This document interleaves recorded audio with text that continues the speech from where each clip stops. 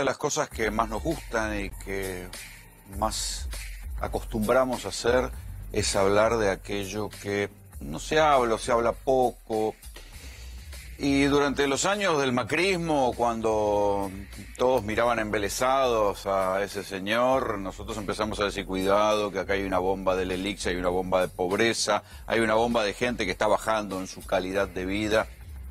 Y después el tiempo demostró que teníamos razón, y esas cosas fueron las que convirtieron a Macri en el primer presidente que no pudo reelegir cuando tenía una opción para hacerlo. Ahora que ya casi nadie habla de coronavirus, nosotros vamos a hablar y vamos a empezar a abrir una puerta sobre algo que yo creo que merece un autocrítico, merece una revisión. Porque al gobierno se le están quemando los manuales, la manera que decidió enfrentar al coronavirus. ¿Se pudo haber hecho otra cosa? Yo no sé. Eso es una hipótesis contrafáctica, digamos. Si se podría haber hecho algo diferente que hubiera terminado en una menor cantidad de casos o en una menor cantidad de muertos. Pero las cifras empiezan a hablar y empiezan a gritar, aunque ya no esté en la agenda de los noticieros o esté en la agenda de la mala leche, ¿no? Hubo algunos diarios ayer que decían, hoy la Argentina fue récord de muertes en coronavirus, sí, porque la provincia de Buenos Aires había actualizado, pero al margen de la mala leche, hay algo con las estadísticas de casos y de muertes que se está desbocando, y mientras tanto cuando uno se da vuelta lo que ve es como una especie de anestesia en la población o silencio en buena parte de los medios de comunicación que ya no saben ni qué decir sobre el coronavirus. Pero a mí me parece que al gobierno se le quemaron los papeles, se le quemaron los planes.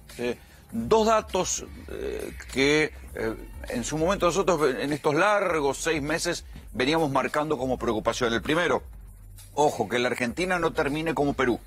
Perú fue una cuarentena temprana, no la pudo sostener, y hoy Perú es el país con más casos de muertes cada 100.000 habitantes del planeta. Y el otro caso que decíamos es cómo la política de la Argentina fue restrictiva y en un momento dado los casos empezaron a subir y se empezaron a autorizar cada vez más aperturas, y así estamos hoy. Las cifras de hoy hablan de un nuevo récord de casos, ¿sí? 14.867 casos, otra vez récord de casos. Vean esto para que nadie discuta estas estadísticas. La Universidad Johns Hopkins fue la que fue tomada como el monitor, este monitor global, como el monitor más aceptado en todo el mundo. Acá está el ranking de la Argentina, Estados Unidos, India, acá está la Argentina. En términos de casos, la Argentina, de casos totales, superó a México, que tiene muchísima más población que la Argentina. Está por debajo de España, está por debajo de Perú. Perú tiene menos población que la Argentina, pero la Argentina en términos de casos está creciendo a un nivel altísimo y a una velocidad tremenda. Fíjense que, por ejemplo, hoy Argentina tuvo, les decía, 14.867 casos. ¿Cuántos tuvo Estados Unidos? 44.000 casos. Y Estados Unidos es un monstruo gigantesco en cantidad de población que tampoco se ha preocupado mucho. O sea, los casos de coronavirus en la Argentina no bajan, no terminan de bajar nunca y siempre tenemos un nuevo récord por delante. Independientemente de que, bueno, estén estabilizados en Ciudad de Buenos Aires, pero estén desatados en el interior, no importa, los casos siguen creciendo. Tanto es así que esta semana tuvieron que ajustar la cantidad de muertes. Y ajustaron la cantidad de muertes solamente en provincia de Buenos Aires. Sería interesante que las ajusten también en Ciudad de Buenos Aires y en el resto de las provincias. Provincias como Salta, como Jujuy, como Río Negro, que han tenido estallidos de casos, tienen bien registrada la cantidad de muertes. ¿Qué va a pasar al final del camino? Y ahí es donde viene el otro problema. Vean esto. Esta es la cantidad de casos. Vean ahora el lugar de muertes. Esta es la cantidad de muertes en Argentina. Están actualizadas a las cifras de ayer. Todavía faltan los datos de hoy. Pero cuando uno ve a la Argentina y la compara en el nivel de muertes cada 100.000 habitantes, piensen que la cantidad de muertes cada 100.000 habitantes, acá vamos, a la cantidad de muertes. Póngame acá, por favor, la ubicación. Ah, bueno, se colgó esto. No se puede creer ni en la Johns Hopkins, viejo, se colgó también.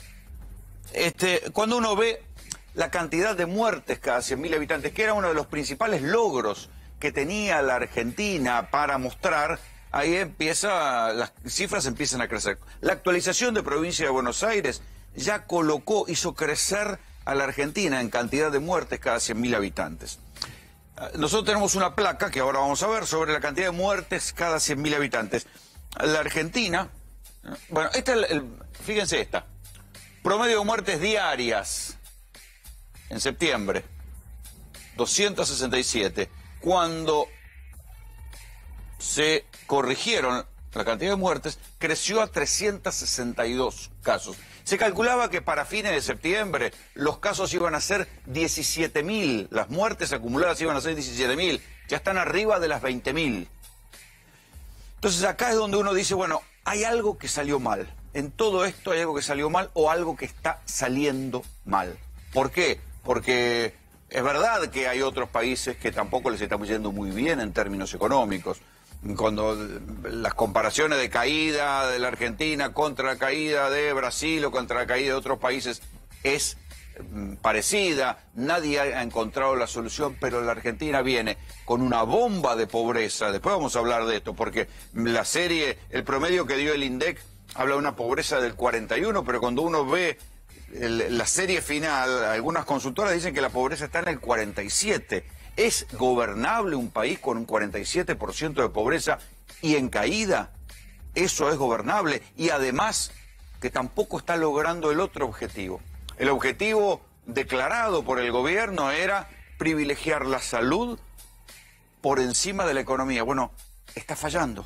No terminan de parar los casos de coronavirus. Algo hay que revisar. Y además, esto ha provocado que hoy por hoy nadie le dé bola a las restricciones, nadie quiera nuevas restricciones y se esté haciendo eso que yo decía hace un par de meses, decir, ¿cómo es este experimento? En el cual crecen los casos y aumentan las aperturas, crecen los casos y aumentan las aperturas. Bueno, siguen lo mismo. Estamos frente a un nuevo récord de casos y se van a volver a autorizar nuevas aperturas. En este punto es donde uno puede preguntarse, acá quiero ver la otra placa, la placa de las muertes cada 100.000 habitantes, que es la que yo les decía recién. Porque a partir de esos datos, uno dice, bueno, hay algo que... Acá está. Bien.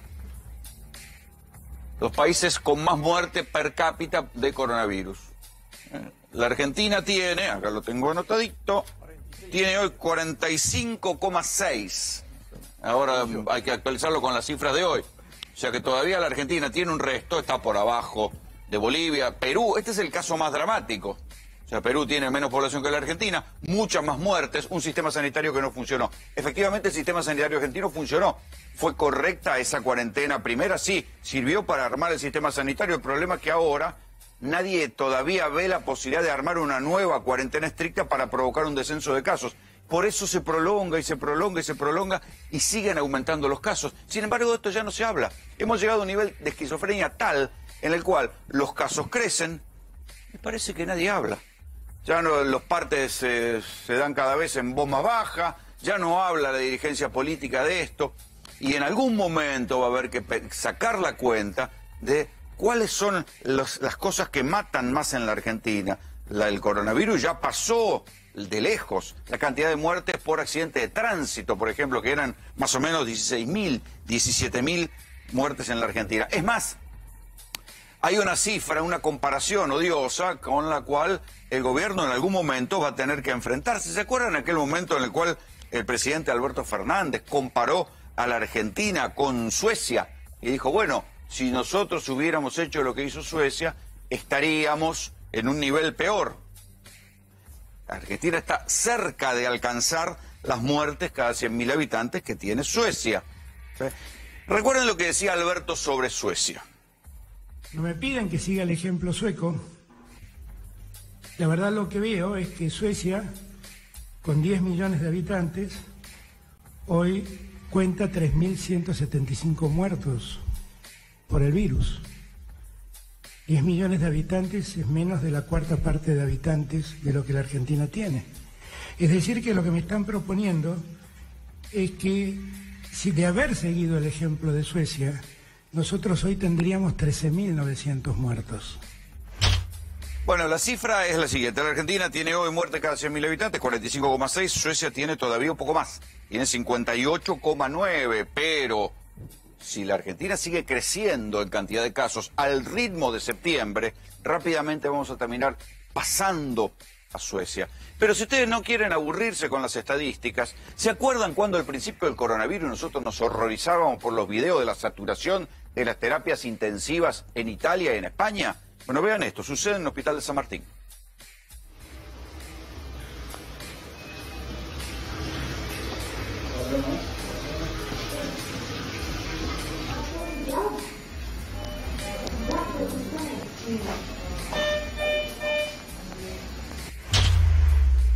Esto es la terapia intensiva del Hospital Castex, para que vean que no es un video fake. Van a, en algún momento más adelante, en GPS van a escuchar a uno de los médicos del Castex confirmando que la situación está así, todo lleno de casos de coronavirus. El coronavirus en su peor faceta ya llegó, y sin embargo hay una negación social y incluso hasta allá empieza a haber una negación de la clase política que da como esto por superado mientras la Argentina sigue creciendo en casos. ¿Se acuerdan cuando nos horrorizábamos por los videos que llegaban de Ecuador? Cuando los videos que llegaban de otras partes de América Latina con las morgues desbordadas de cadáveres que no daban lugar para poner a refrigerar los cuerpos y tenían los muertos tirados en una bolsa. Vean esto, también es un hospital, el mismo hospital donde acaban de ver esto. Así está la morgue.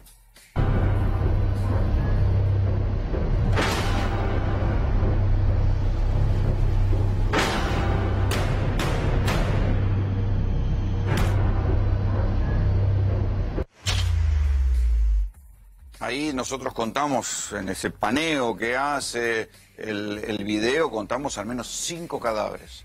5 cadáveres por fuera del sistema de refrigeración. O sea, eso es una morgue desbordada.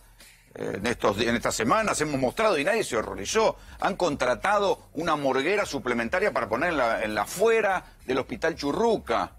Y van los cuerpos. Entonces, algo pasó en este país que cuando las cosas sucedían en otra parte del mundo nos asustábamos. Ahora que están sucediendo acá, no pasa nada, se mira para otro lado.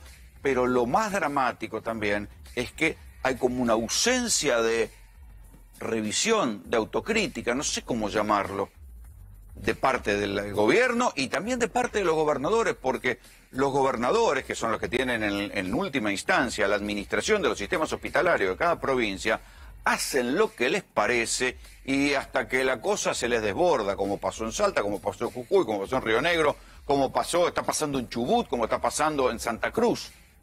Se llega a la situación de desborde y ahí en todo caso dicen, bueno, que el gobierno nacional nos mande una ayuda. Efectivamente todavía no hubo ninguna situación de colapso terrible, pero esto que uno está viendo son las imágenes de que estamos frente al horror. El horror se traduce en casos, se traduce en muerte. Cada vez que nosotros vemos un récord de casos, de esos 14.800 y pico que hay hoy, sabemos que el 2% va a llegar a terapia intensiva y el 1% se va a morir. Entonces, cada vez que vemos una de estas cifras, sabemos que hay más cantidad de muertos en el horizonte. Y esto es lo que ahora parece esquizofrénico, ¿sí? Hace 2 meses nosotros decíamos, cuidado con este experimento social. Yo no sé qué es lo que hay que hacer, pero lo que sí sabía es que con los mismos argumentos con los cuales se restringió la circulación, 3 meses después, cuando los casos crecían, se abrió la circulación. Y también decíamos, cuidado que no ser Perú. Perú era un país que fue una cuarentena temprana, no pudo sostener esa cuarentena temprana y después los casos se le prolongaron y se le desbordaron hasta convertirla en el país con más muertes cada 100.000 habitantes. Habían hecho lo correcto, como la Argentina quiso hacer lo correcto. La Argentina efectivamente, a diferencia de Perú, logró que su sistema sanitario aguante, más o menos, pero los casos no bajan. Esto es lo que nosotros decíamos.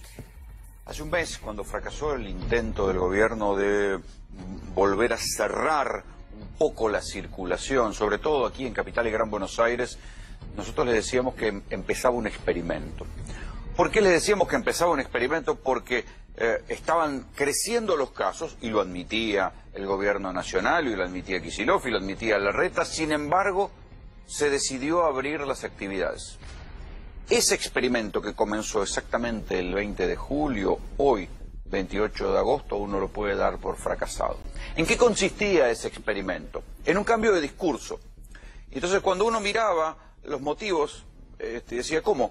Hasta ahora, cuando los casos, hasta ese momento, cuando los casos habían llegado a los 2000, 2000 y pico, decían hay que mantener, hay que cuidar, hay que mantenerse en las casas, hay que restringir las actividades para que los casos no crezcan. Al 20 de julio los casos habían crecido y estaban en 4000 y pico y sin embargo se decidió abrir. Ese experimento que arrancó cuando el 20 de julio había 4231 casos, al día de hoy, 28 de agosto, fracasó. ¿Por qué les digo que el experimento fracasó? Porque ese experimento, esa decisión de abrir, aun cuando los casos estaban creciendo y venían acelerándose, sirvió para que los casos se aceleraran más y sobre todo las muertes aumentaran mucho más. Fíjense si esto decíamos nosotros el 28 de agosto, ¿qué tenemos que decir hoy? La cantidad de casos siguió creciendo y la cantidad de muertes se siguió acelerando. Ese cambio de discurso, ese cambio de, no sé, de paradigma o de manera de hacer las cosas del gobierno nacional y de los gobiernos provinciales, porque todos estuvieron de acuerdo en que, bueno, pese al aumento de casos, habría que desplazarle la preocupación por el coronavirus a la responsabilidad social. Bien, recuerden, ese momento fue en julio, que se empezó a decir, bueno, cuidémonos, y cada uno se tenía que cuidar como pudiera. Bueno, eso fracasó. No sirvió esa idea de que cada uno se tenía que cuidar como pudiera. Los casos hoy están en un nuevo récord. Pero lo terrible que de esto ya no se habla. Este programa se caracteriza por preferir hablar de las cosas que no se hablan. Aun cuando no traiga rating fácil, aun cuando caiga mal. Es así. Las cifras hablan. Y las cifras dicen claramente que la Argentina volvió a tener hoy un nuevo récord de casos. 6 meses después. 6 meses después nunca se termina esto. Y además, en estos 6 meses, la Argentina, que ya venía de 2 años de recesión de Macri, que venía con una bomba económica y que venía con una bomba de pobreza, ha profundizado esa bomba económica y esa bomba de la pobreza y no logra aplacar los casos de coronavirus.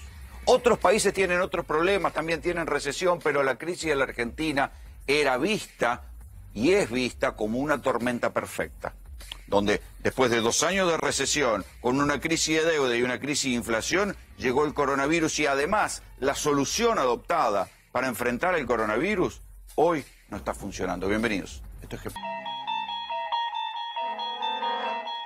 Este domingo vas a saber lo que nunca te contaron de la Morsa. Este domingo la nata se ocupa de Aníbal. La famosa historia de la Morsa, que te dijeron Elisa Carrió, el mentiroso de Jorge Lanata, bueno, qué sé yo, y todos los acólitos y demás de la Nata, etcétera. Que la Morsa era Aníbal Fernández. No confundo el adversario. Le doy por Aníbal, me lo llevo puesto esta noche. Con la nata. Lo que nunca te contaron de Aníbal La Morsa Fernández. La Morsa es Aníbal. La Morsa, es decir, Aníbal Fernández. ¿Usted está segura que la Morsa es Aníbal Fernández? Sí, seguro. ¿Qué te pasa cuando lo ves a Carrió? Es una señora enferma, sucia, en todo el sentido de la palabra. Entonces, una enferma y sucia hace cosas de personas enfermas y sucias. La Morsa es Aníbal. La opinión pública ha recibido esto como una verdad que no necesita certificarse. Vinculan a Aníbal Fernández con la efedrina. Vinculan a Aníbal Fernández con la efedrina. Vinculan a Aníbal Fernández con la efedrina. Efedrina, vinculan a Aníbal Fernández. Vincula directamente al jefe de gabinete, además candidato a gobernador de la provincia de Buenos Aires, Aníbal Fernández, con la droga. Que Aníbal Fernández se quede con el manejo de la efedrina junto con algunos integrantes de los servicios de inteligencia. Está muy preocupado Aníbal Fernández, que la jueza Servinia Cubría lo acaba de procesar. La causa Fútbol para Todos. Y lo embargó por 10 millones. Así que también tiene que estar preocupado en la causa de Fútbol para Todos. Le amplió el procesamiento. Imputaron a Aníbal Fernández por la compra irregular de canchas de hockey. El ex jefe de gabinete quedó imputado por los delitos de abuso de autoridad, incumplimiento de los deberes de funcionario, negociaciones incompatibles y estafa, entre otros. Todos fueron sobreseídos. Hoy no aparece en ningún diario. Entre ellos, el ex jefe de gabinete Aníbal Fernández. El creador de la frase sensación de inseguridad fue asaltado.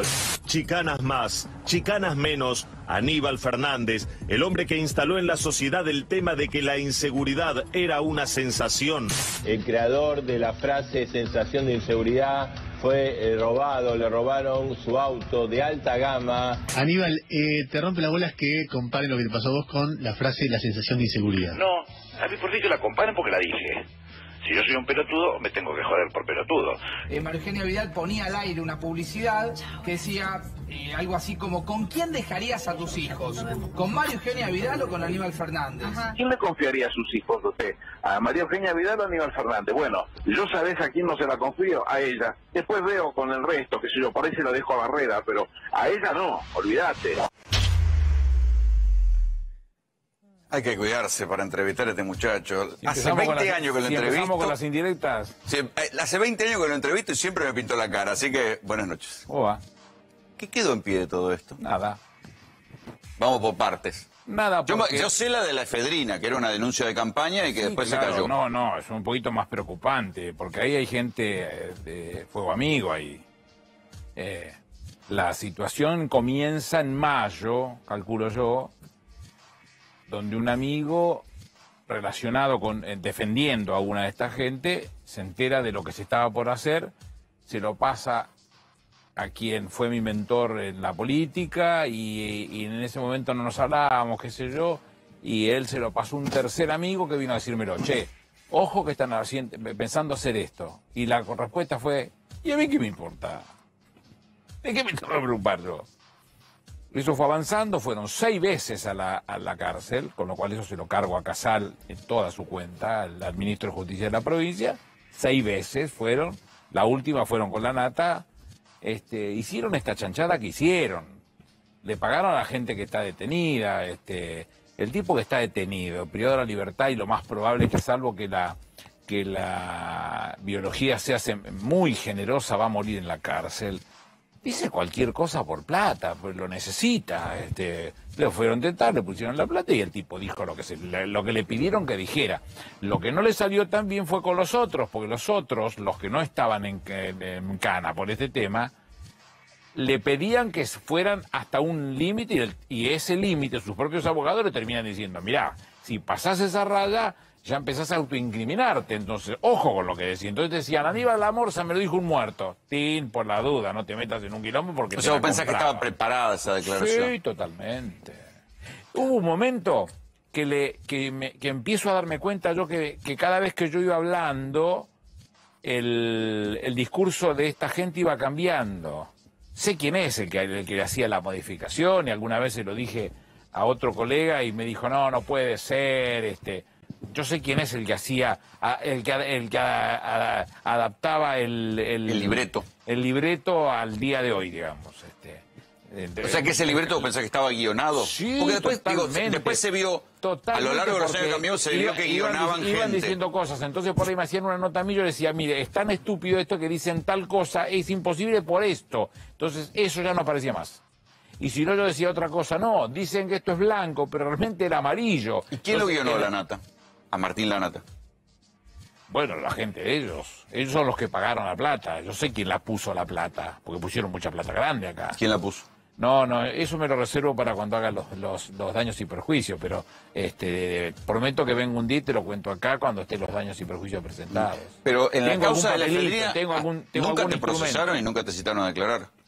No, porque no es mi vida esa, yo no tengo nada que ver. Además, primero porque soy un tipo público, hiperpúblico. Segundo, tengo custodia de las fuerzas, nunca las he dejado de lado, me han acompañado a todos los lugares. Todo lo electrónico que yo uso, que es mucho, porque me llama siempre mucho la atención la tecnología, todo tiene GPS, no hay forma que me puedas relacionar con un hecho de eso, es torpe. Entonces, inclusive el propio fiscal Bidone, que hoy está imputado y procesado en la causa de Dolores, reconoce que la señora, esta rubia que mostraban ustedes, con Oliveto y con Subi, que no sé quiénes son nosotros, eran los que le pedían a D'Alessio que le dijera a Bidone que me involucraran en el triple crimen. Pero no tenían con qué, porque para colmo no consumo sustancias de ninguna característica, con lo cual ni siquiera tengo contacto con un dealer. De todas las causas en Comodoro Pi que te abrieron, ¿cuál quedó en pie? 4. La primera, que es Cunitas, es un expediente que se abre entre el 15 de enero. El expediente es impecable. Se abre entre el 15 de enero y el 11 de febrero. Yo asumí como jefe de gabinete el 26. ¿Qué tengo que ver? No sé. La segunda es esta que dice la periodista recién, que María Servini de Cubría me procesó por falta de los deberes de funcionario público, porque yo no controlaba la AFA. Yo no controlo la AFA. Al AFA lo controla desde lo institucional la IGJ, la Inspección General de Justicia, desde el punto de vista patrimonial. ¿Esa causa está abierta todavía? Sí, estamos procesados en las causas. No van a haber nunca juicios orales de esta característica porque son un espanto las causas.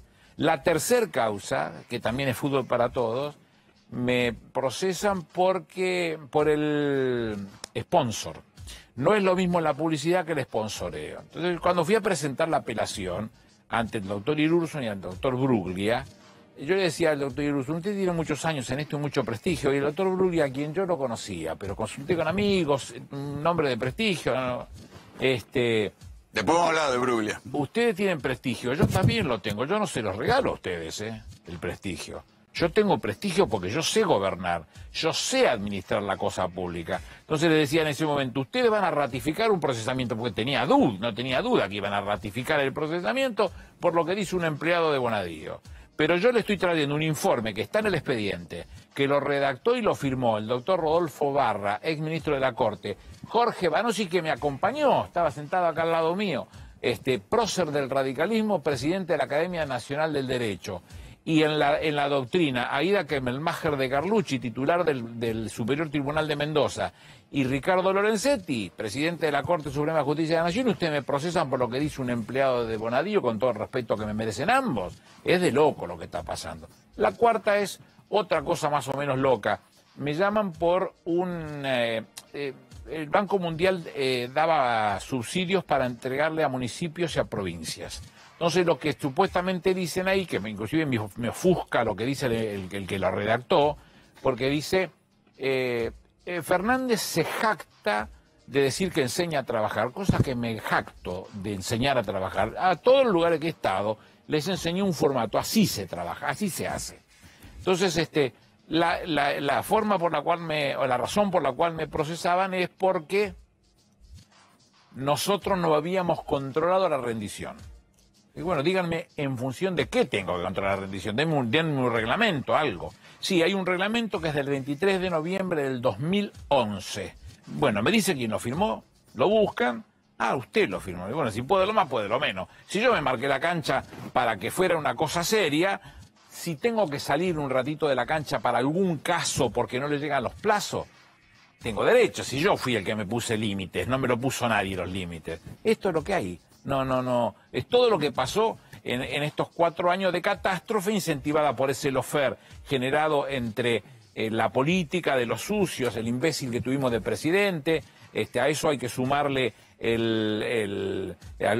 los medios, algunos que tenían vocación de estas cosas, y esta derecha que ayudaba en todo lo que podía. Bueno, son las reglas. Una de las cosas, volviendo a la cuestión de Bruglia y Bertuzzi, que una de las cosas que nosotros nos decíamos, nos preguntamos en los años de Macri es, ¿cómo es posible que los jueces de primera instancia, los jueces federales, procesen, pero las alzadas no desprocesaran? Vamos a ir un poquito más profundo.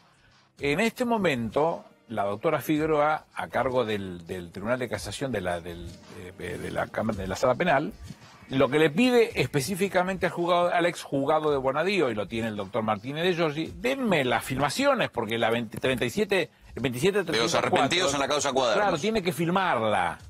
Tiene que filmar. Si uno ve las series donde se hace eso, se dice, avisa, voy a comenzar a grabar, está presente Orlando Gadaria, Gallego Ubeira y yo, comienzo, ping, y empiezan a grabar para que quede todo registrado. Acá no existe nada. Pero iban al juzgado de Bertuzzi y Bonadío y Bruglia y lo justificaban en la alzada. Bueno, aquí justamente uno de los defendidos del doctor Ubeira es justamente uno de los que está procesado en la causa Cuadernos.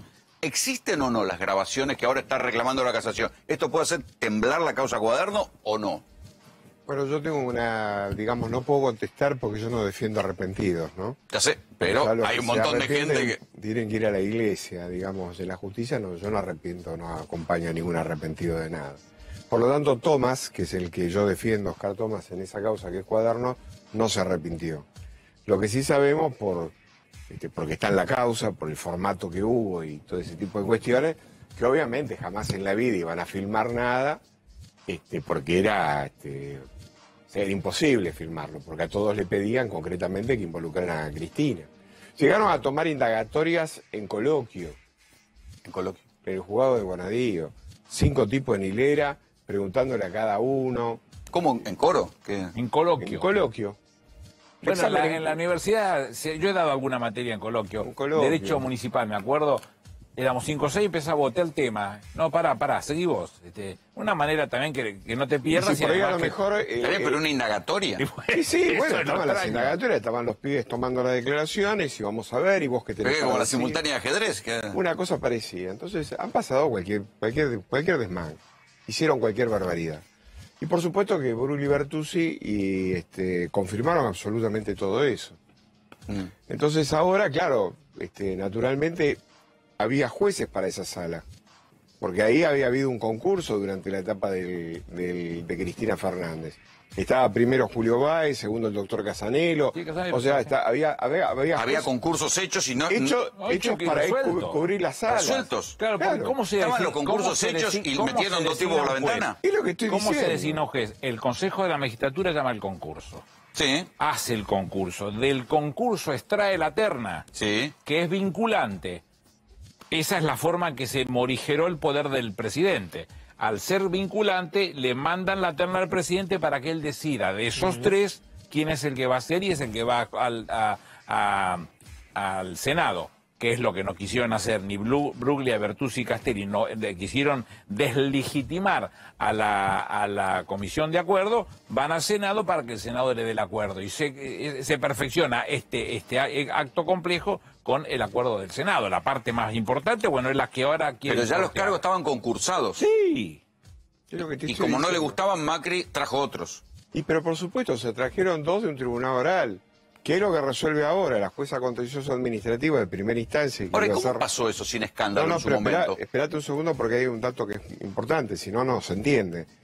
Los jueces de Brugli y Bertuzzi son jueces de tribunal oral federal. O sea, que son jueces de mérito, son los que deciden sobre el fondo de causas.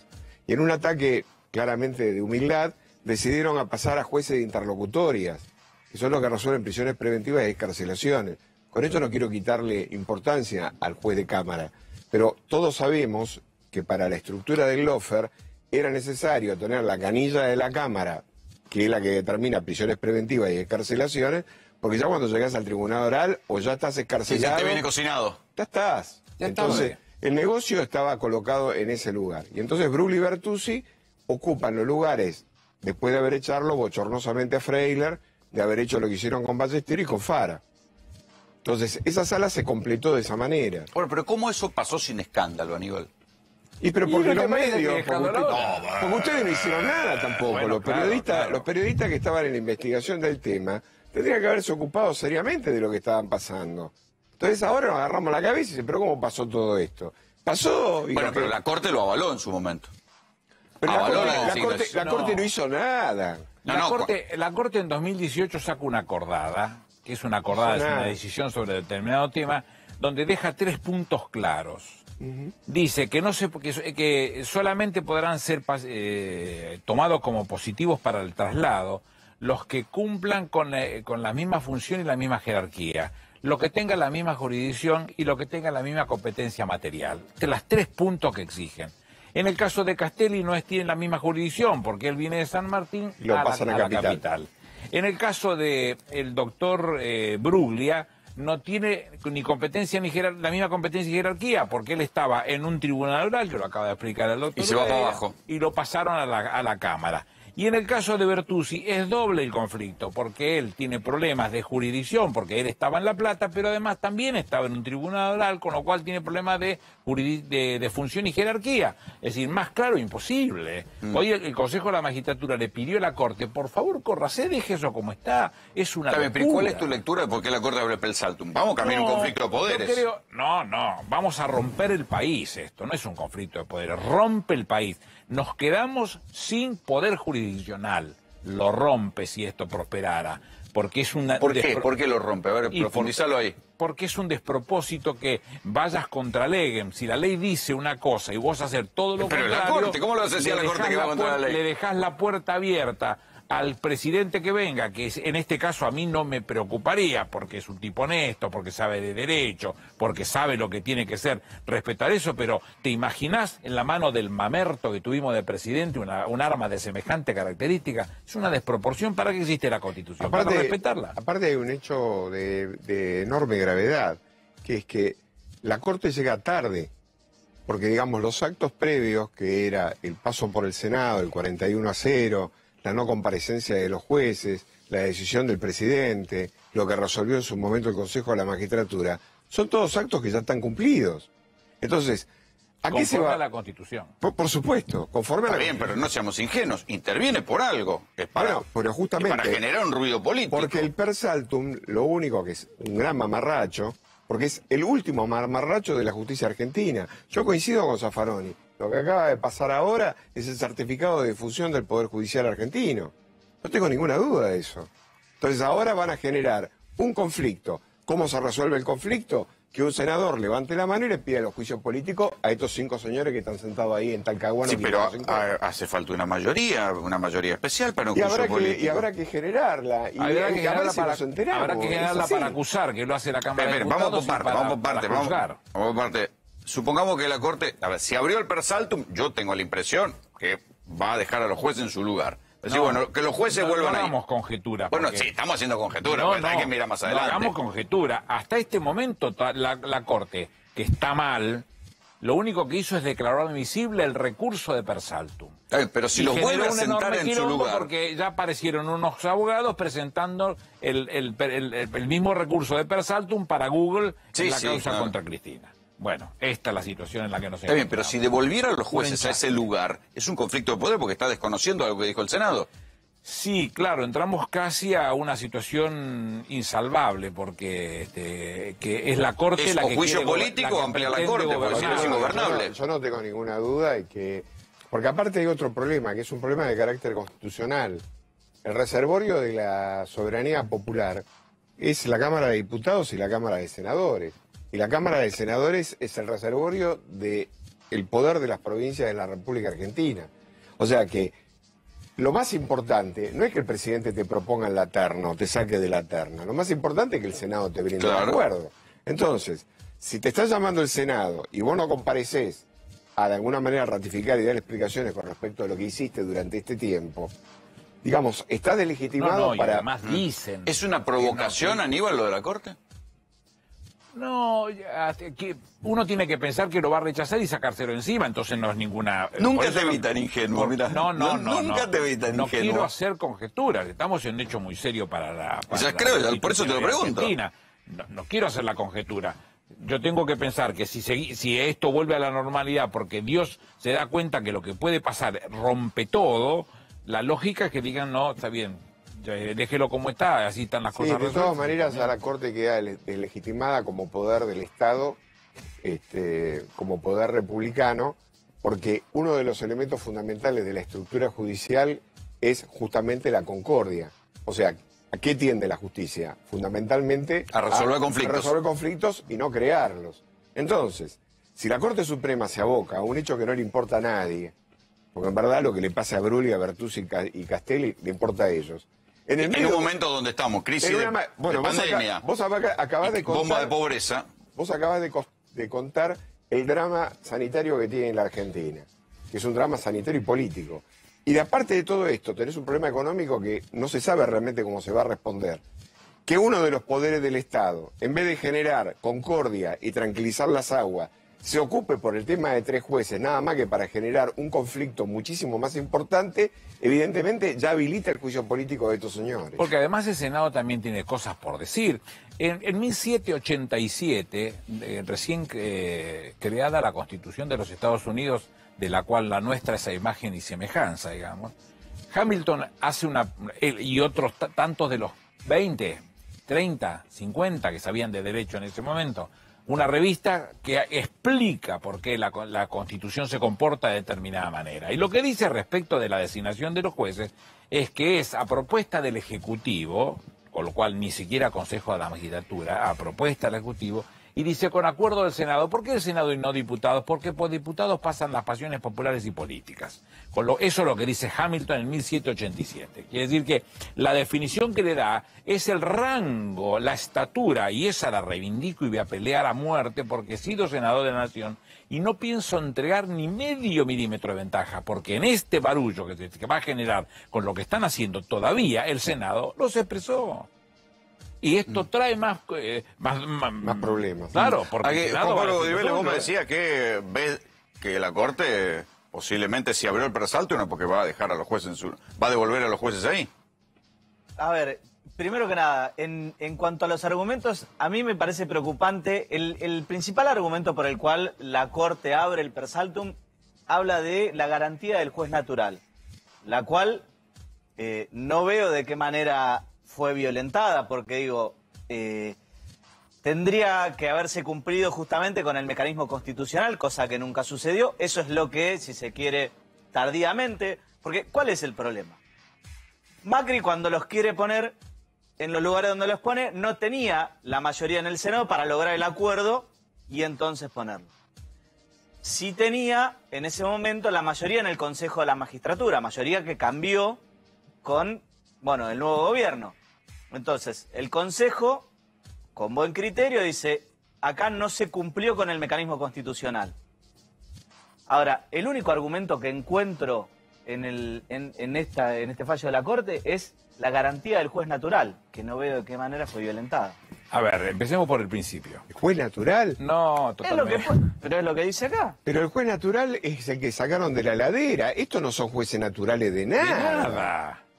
Pero es como que le digas a Cristina que la citan a 8 indagatorias al mismo día que tiene un juez natural. No, que a mí me preocuparía, digo, no se puede hacer ningún movimiento de jueces en ningún lado, porque sí, violentamos siempre nosotros en la gestión de Cristina hicimos traslados por 23 casos.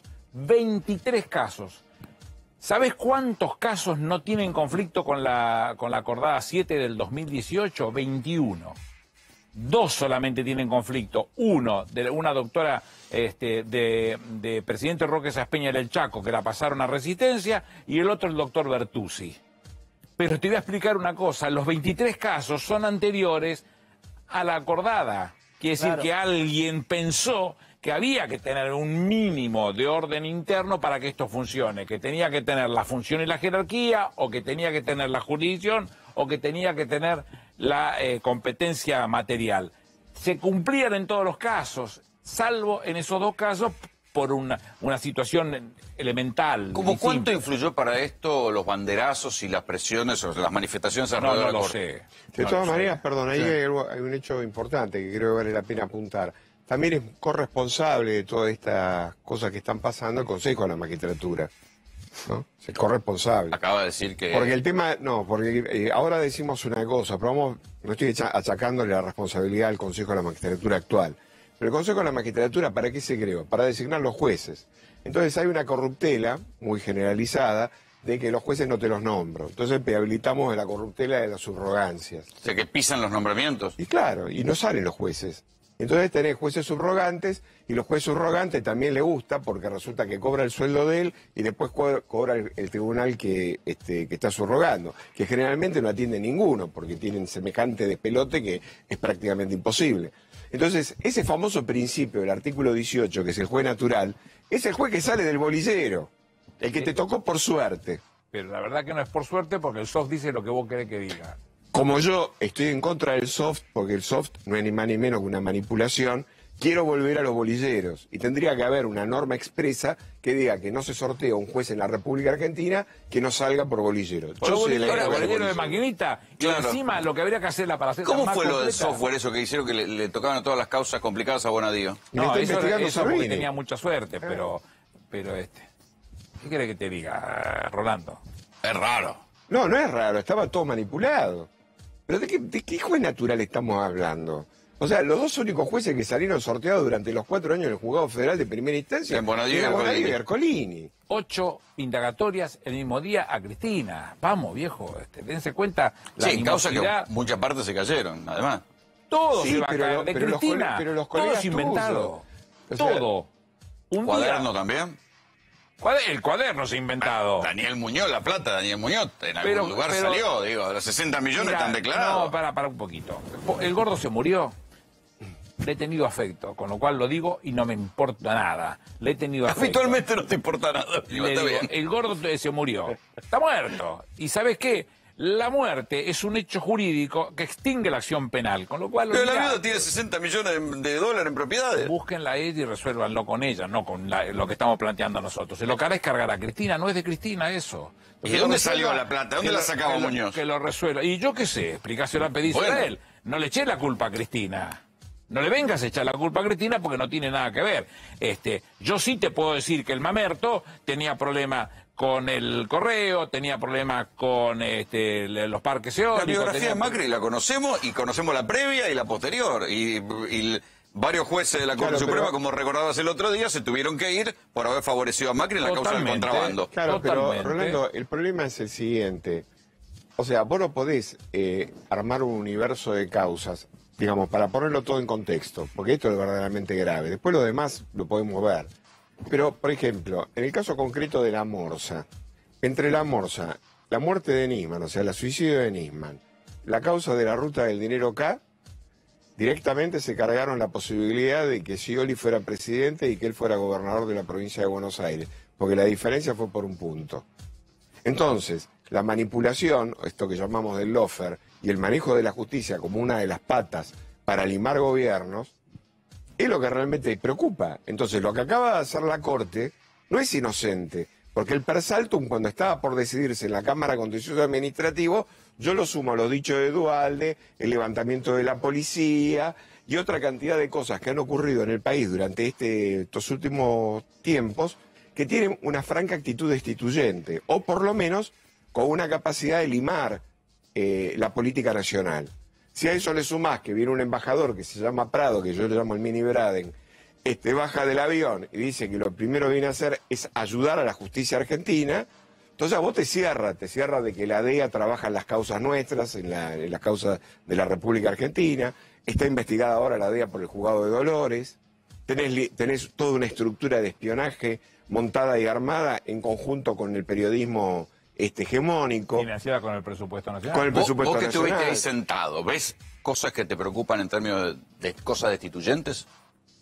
Sí que hay gestos constituyentes, claro que los hay. Y los que te acaban de ¿Coincidís con él? ¿Coincidís con José? Sí, claro, este es el planteo que se ve.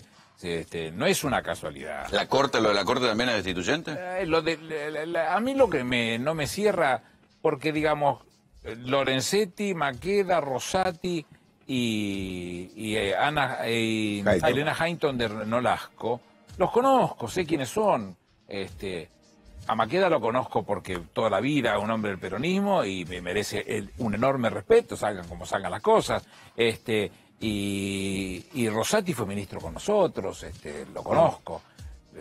A Rosenkrantz no lo conozco, pero además un señor que tiene escasa formación intelectual y un enorme compromiso con empresas, y que además cada vez que participa una empresa de una causa que llega a la Corte, lo tenemos participando escondido o en las sombras. Es una situación que preocupa toda esa situación. Y además, con una profunda vocación antiperonismo. Yo sé que de mí hasta hablado mal, me lo han contado. Es decir, no termino de entender cuál es la vocación de eso. Ocúpese de lo suyo, señor, que yo no me meto. A ver, Cerolini. Aníbal, mire, justamente ahí nombraron varias causas, como el tema del memorándum con Irán, por ejemplo, que terminó muriendo Timerman, que no pudo, en un momento tuvo hasta problemas. Sobre una causa que es un mamarracho. Bien, un mamarracho. Casi todas hay varias causas que realmente el tema del dólar... pero esa en particular, sí, porque... Lo del dólar futuro... Otro mamarracho. Otro mamarracho, porque además pero lo cobraron... La del memorándum con Irán, la del memorándum, el artículo 99 marca las atribuciones que le son propias a la presidenta. El 99-11 creo que es exactamente, es el que dice que puede firmar pactos con otros países soberanos. Déjeme a qué voy. Esto trajo hasta un problema en la colectividad judía, con el tema del memorándum y una gran tristeza estando muy enfermo de Timerman. Yo lo que digo es que todas estas causas, también el tema de Cristóbal López, que estaba refinanciando la deuda, después le cambiaron todos los papeles, le sacaron la empresa, casi se la venden. Digo, hay un montón de cosas... Casi se la venden, la vendieron. No, le vendieron Oil, sí, también la empresa periodística. Mira vos, ¿querés que te muestre cuánto valía Oil? Hay en el expediente penal hay una propuesta de un broker británico que se llama Gumbor. Gumbor presenta 100 millones por el stock, 115 millones por el puerto de San Lorenzo, 135 millones por el EBITDA, sería Earnings Before Interest, Taxes, facturación. Depreciation, Facturación de impuestos. Y 135 millones por el mismo concepto al fin que te lo dan como un préstamo. 135 millones y 135, 270. Y 100 del stock, 370. Y 115 millones del puerto de San Lorenzo, 485. Y 22 millones por las estaciones de servicio, 507 millones. ¿Sabés en cuánto lo vendieron? En 42. Bueno, por eso, lo que me llama la atención, en el caso suyo, en su caso, que realmente, y también me llama la atención que usted en tantos temas que se saca las cadenas y empieza a revolear, el tema de la morsa es como que se ha quedado, no sé qué está esperando, cuándo va a ser el día que diga, porque va a algunos medios. No, quiero que me diga 5 años me comí. No, se comió 5 años, pero lo que no entiendo es, los periodistas que sostenían todas estas cosas, en todos los casos lo siguen sosteniendo, salvo el suyo. A usted no lo nombra. Vos me querés correr a mí con la vaina. Yo sé cómo tengo que hacerlo. Así me responde. Lo que no sabía ni cuándo iba a salir, y por eso no me puse a pensar eso. Lo que yo pretendía es que un día tuvieran que reconocerlo. Lo tuvieron que reconocer. ¿Pero por qué uno lo pida. Pero escúcheme. ¿Lo reconocieron quién? Y salió en Clarín. Sí, chiquito así salió. Sí, Clarín, no importa. Que la morsa era pose. Que era pose, yo lo sabía. Un amigo de esos tantos que vos suponés que saben, pero no tenés muy en claro que saben, me lo dijo con nombre y apellido. Se llama fulano y tal, es pose, a qué se dedicaba y tal cosa. Que era una gente de la CIDE que también trabajaba para la DEA. Está bien, lo que no entiendo es por qué en todos los casos se sigue, no importa ya que sea verdad o no. Hay periodistas que tienen una militancia política. ¿Por qué no? Se dedican a sostener. En su caso se callaron la boca. Yo no sé, Aníbal, podrían sostener que es cierto. Pero usted salimos a la calle y preguntamos, y la mayoría sigue aferrada y pensando... Sí, pero eso es inevitable, porque así es el formato. Hay un concepto que... ¿Pero por qué pararon con usted? ¿Por qué no lo dicen más? ¿Por qué podrían seguir diciendo, no, él también tenía que ver con la efedrina? Porque el objetivo que perseguía lo consiguieron. ¿Te parece que no? Bueno, pero pusieron a esta mujer que rompió la provincia en 500 pedazos. Ya está. ¿Qué te parece? ¿Qué es lo que querían? Le cortaron la llegada de Scioli a la presidencia y pusieron a este mamerto que se robó todo. ¿Qué querés que te cuente? Pero podrían seguir diciendo que era cierto, no ahora hacer un silencio. Pero ¿cómo van a decir estruendoso? algo si el expediente te dice que no, querido? Ya está elevado a juicio oral y público. Yo no fui citado ni como testigo. Porque no hay nada que me puedan citar. La gente no lo sabe, perdóneme, pero la gente no lo sabe. Lo sabe. Sí, bueno, tampoco tengo yo que andar volviéndome loco. Una vez que te volvieron loco para enchastarte, tenés que salir y volverte loco para mostrarlo. Todo tiene su tiempo. Si ya lo que yo quería hacer no lo puedo hacer más. Ya está. Ese tren ya pasó. ¿Para qué? ¿Volverme loco? ¿Políticamente te mató? ¿Pensás que no vas a poder volver a ser candidato? No me mató, pero yo no voy a ser gobernador de la provincia. Pero usted se cree que mañana cree que se demuestra que la muerte de Nisman fue un suicidio y van a dejar de decir que hubo un homicidio. No. Van a seguir diciendo, pero con usted pararon, no dijeron más nada. Y van a seguir diciendo lo que dijeron hasta ahora. ¿O no le llama la atención que la propia ex esposa querellante en nombre de sus hijas se retiró de la causa? Totalmente. Es así, funciona así. Aparte el daño ya está, lo que se quería lograr se logró, que era que se perdieran las elecciones en el marco de esta Pero no pasó acaso, pasó en Brasil, pasó en Estados Unidos. En todos lados, pasó en varios lados, sí, claro. O sea, por eso que el problema es mucho más grave que puntualmente una persona, Aníbal Fernández, Cristina Fernández. No, porque mañana van por este señor, por Cerolini, y no queda nada de vos. No, pero los y cuando te recuperen, de Rivelli se pasó 8 años y 3 meses preso en la causa de AMIA, en prisión preventiva, el hermano se pegó un tiro. ¿Estamos claros? O sea, cuando la maquinaria judicial del Estado te agarra, te tritura. Todo. Hay una causa famosa que se llama Orentrag, que cualquiera que esté en el tema de penalismo lo sabe, que eran unos joyeros que destrozaron, los robaron todo, lo tuvieron 2 años en cana, metieron en cana a la madre, al padre, al hijo.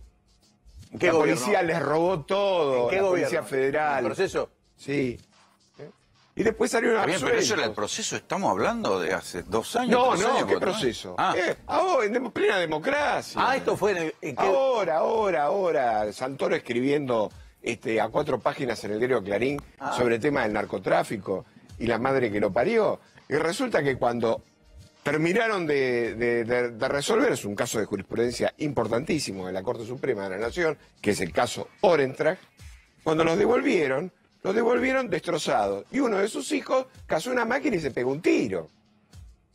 Entonces, yo cuando me enojo tanto con el tema de la justicia y la actitud de esto de la Corte y qué sé yo, ¿vos por qué creés que después del Fondo Monetario Internacional la institución más devaluada en el concepto de los argentinos es la justicia nacional? Porque la gente ve esto. O sea, le llenaste los ojos con que Aníbal Fernández era el integrante del cartel de Cali, ¿no? Y resulta que después no pasa nada. Ahora vas a ver lo que va a pasar con Báez, con el tema de la causa de la ruta del dinero acá. Están esperando un misil balístico intercontinental porque hicieron 30 tapas de Clarín con Báez. Y va a terminar siendo una cañita voladora húmeda en un carnaval triste. Y entonces, ¿qué van a escribir? Además seguían el fiscal que iba al sur y hacía pozo por todos lados, que como fuera el pirata Morgan. Nadie entierra la plata, es una locura. Y acá el colega de Rolando, el colega de ustedes, el señor Calvo, que tiene la pelada, parece Mussolini, que es Pañi, moviendo la cabeza como si realmente Fariña le estuviera contando la verdad revelada de que se habían enterrado 2 PBI de la Argentina y fueron a hacer agujeros a la Patagonia como un gruyer. Entonces, a ver, todo esto fue visto por la Corte Suprema de la Nación. Aníbal, ¿fue un error haber cedido la calle en pandemia para el peronismo? ¿Quién te dijo que el periodismo se dio algo? Que estos Hasta ahora solo se dan banderazos. Que estos señores salgan a manifestarse tienen todo el derecho del mundo. No voy a andar ni discutiendo ni analizándolo. Lo que me gustaría ver si un día son esa cosa de guapos de ir y pararse en la puerta de Cristina, hombres grandes, boludones, agraviarla a una mujer sola que vive en ese departamento. Un día por ahí nosotros vamos también y a lo mejor a ver qué pasa. Si nosotros vamos a aplaudirla y ellos van a maltratarla y a ver qué pasa, porque la verdad que a uno se le hinchan las pelotas cuando ve tipos de esa característica. Son tan pobres, que lo único que tienen es plata, no tienen nada en la bocha. Son cabezas de frasco. Entonces, eso es lo que ves. ¿Eso vos te crees que es la movilización? A uno le asombran eso. Cuando los pueblos agotan su paciencia, hacen tronar el escarmiento, decía Juan Perón. Ojo con eso. No tomen al pueblo argentino por boludo. No tomen al pueblo argentino por boludo. Todo esto que se creen que es poner 300 autos en la calle y un dirigente que vaya y diga una gilada y se baje circunstancialmente del coche para mostrar que está participando de esta cosa, eso no es movilizarse, ni defender los intereses de todos. Yo sigo creyendo en una Argentina donde le vaya bien a todos, donde el que tiene plata tenga mucha, me importa un comino, pero el que tiene poca la tenga la suficiente y mande a su hijo a un comedor que es el mejor del mundo, que es con tu vieja al lado. Pero hay una paradoja hoy, es que el peronismo no puede frenar la pobreza, sino que por la pandemia, por lo que quieras, la foto indica que es un gobierno recién, que vos le quieras cargar la tinta. Te voy a dar un dato porque te tendrás tanta estadística que no tenés, te faltan estadísticas más importantes. En los 4 años del gobierno del Mamerto, cuando no había ninguna complicación, perdimos 5.2 en pobreza. Aumentó eso, 5.2, lo mismo que le pasó a Alberto con la pandemia, que no tenés de dónde agarrarte, le va mal a todo el mundo, y no estoy apelando a la desgracia mucho, que es el consuelo de los tontos, estoy apelando a la necesidad de ver que ningún país, por más que hizo cuarentena, lockdown, como le quieras decir vos, o no la hizo, a todos le fue mal.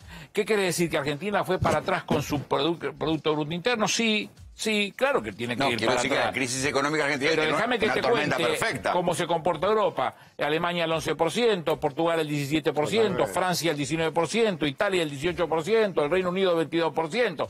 El mundo le está pasando esto. Presten la atención. ¿Y en qué está ocupado el presidente? En transformar esa situación en algo que sea como el judo, que vos hagas el gabinete está medio lento, me parece, No, sí, claro. Aníbal, como pero si fuera tan fácil. No tienes la posibilidad. Yo estoy seguro que te vas a ir a más rápido el gabinete. Pero no está pasando que no es ni chicha ni limonada, porque se dijo que se iba a defender la vida. Ahora tenés cada 2 días... ¿Y con qué lo pagás? 1 minuto. Cada 2 días... No, yo estoy de 2 minutos, pero ¿con qué lo pagás, decime? Pero no con qué lo pagás. Cada 2 días tenés una guerra de Malvinas. Los muertos de una guerra de Malvinas cada 2 días. No se habla un pito. No hagas esa comparación. Y son 600 muertos. Esa comparación es un espanto. Pero y el número que tiene es, Argentina... ¿no terminaron ganando los anti-cuarentena en el sentido... realmente? Ah, mira qué bárbaro. Si acá tu conductor, quedaste lindísimo con el conductor. Yo discuto con el conductor acaba de explicarte que no se entiende cómo es el sistema, de que aumentan los contagios y se abren un poco más, y vos lo justificás. Yo no justifico, yo estoy preguntando al revés. Yo vengo diciendo hace un tiempo que en un momento, si se quiere, hay que bajar el nivel de contagios y de muertes porque está llegando a un nivel que nos vamos a terminar pareciendo a los que veníamos criticando. ¿No te parece? Y si la economía se tiene... Porque se hizo mucho faltan esfuerzo. 2 meses o 3 meses para la vacuna. La economía... Si se rompe la economía no importa, no se puede hacer las dos cosas. Ya se rompió, mi amigo, ya se rompió. Que se rompa un poco más, pero no podés... Lo que el presidente ha hecho con mucho criterio y que tiene que ver de profundo raigambre constitucional es, lo primero es aplicarse a lo que dice específicamente respecto de la salud y de la vida de los ciudadanos. Lo ha hecho. Hay mucha tarea, hay mucha inversión y mucho cuidado en esto que se haya apostado, a pesar de tener por una eso buena aguanta parte el sistema de salud. Hasta de ahí la estamos de derecha acuerdo. compitiendo al revés. Pero dar la vuelta,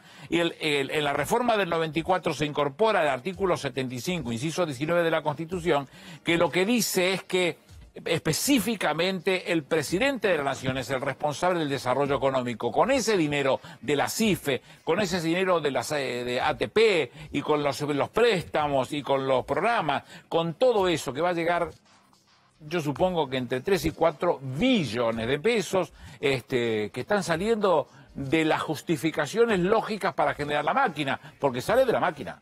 No sale de otro lugar. El esfuerzo es muy grande para poder cumplir con ello. Todos estamos de acuerdo que el esfuerzo es grande. El Mamerto te dejó 7.000 millones de dólares de reserva, de las cuales separar los derechos especiales de giro del Fondo Monetario Internacional. Y el oro tenés 3.000 millones. Con 3.000 millones tenés que hacer malabares para poder cumplir con todos aquellos que necesitamos que exporten para que traigan las divisas y además las complicaciones que tiene con el campo que no quiere liquidar. Mirá que avisarle a la Corte de todo esto. Es que yo coincido con ese análisis también. Pero avisarle a la Corte porque parece que los muchachos del 4º piso están en otra frecuencia. Los jueces están en otra frecuencia. O sea, no hablan de este país. O sea, los jubilados hace 2 años que están esperando el per saltum. Timmermans se murió de asco, cáncer. No le atendieron la excarcelación, ni siquiera fueron humanitarios. La corte de la dictadura, con Gabrieli a la cabeza, al padre de Timmermans le dieron el derecho de adopción. Durante la dictadura. Durante la dictadura, la corte de Gabrieli. Y el juzgado de Bonadío, con esta corte no atendieron la excarcelación y dejaron que el hijo... No lo dejaron ir a tratarse. Porque a lo mejor no se hubiera salvado. Pero la familia le hubiera quedado el enorme consuelo de que había hecho todo lo agotado posible, claro. absolutamente lo imposible. Entonces, con esta gente, con esta calidad de jueces, o sea, con esta sensibilidad de personas, ¿vos qué querés hacer? O sea, ¿qué querés inventar? No, yo nada, yo desconfío de ellos hace años. No, quiero decir, la pregunta es retórica. Lo que quiero decir es que, bueno, yo prohijo, impulso desde todos los lugares que puedo, la ampliación de la Corte a 12 miembros, urgente, ya, espero que el presidente, que no era favorable a esta posición... ¿Eso se resuelve por una ley simple o necesita mayoría especial? No, necesita la mayoría en el Congreso, pero... Pero no una mayoría especial. No. No. No. No, la mayoría grabada la necesitas para designarlos después, artículo 99 y los 4 de la dos tercios Constitución. del Senado para la designación de los... O sea, una vez que tengan los candidatos, sí. Usted busca consenso. Aníbal. Pero no para ampliar. Y buscará los consensos. Pero esto no puede ser. No puede ser que 3 personas, pues no son 5, son 3 personas. Esto es bueno que la audiencia lo sepa. 3 personas en un carácter casi monárquico decidan la libertad de la gente, los bienes de la gente. Y van a poner en un tembladeral el país. ¿Cómo? Van a poner en un tembladeral el país. Ya lo pusieron, porque con el per saltum, vos, yo, todos los que estamos acá sentados, estamos hablando... Bueno, pero tiene que esperar el resultado, porque como... No importa. Probablemente, como dice Aníbal, esa teoría de que la mujer del César no solo tiene que ser pura, sino parecerlo, probablemente después... Primero tomen el caso y después resuelvan algo que otra gente diga, bueno, ahora no me gusta a mí. Pero señor hay que esperar que pase. Señor Cerolini, no es el problema de lo que van a resolver. Porque lo que van a resolver es una cosa, yo te diría, hasta de segundo orden. Por más que resuelvan, dejarlos donde están. han generado un problema que es el per saltum, que es que todo el mundo se paró para mirar por qué la Corte ha decidido abocarse al tratamiento de estos Sí, ahora jueces. Google se quiere colar también, cualquiera. Bueno, ya te instalaron la página de los diarios, yo veo los canales de los muchachos de siempre, hablando de que, qué sé yo, Lilita tuiteando de que la República se acaba de salvar, y toda esta gilada que uno ha visto. Bueno, fenómeno, ¿quién lo provocó? La Corte. La Corte. La Corpo.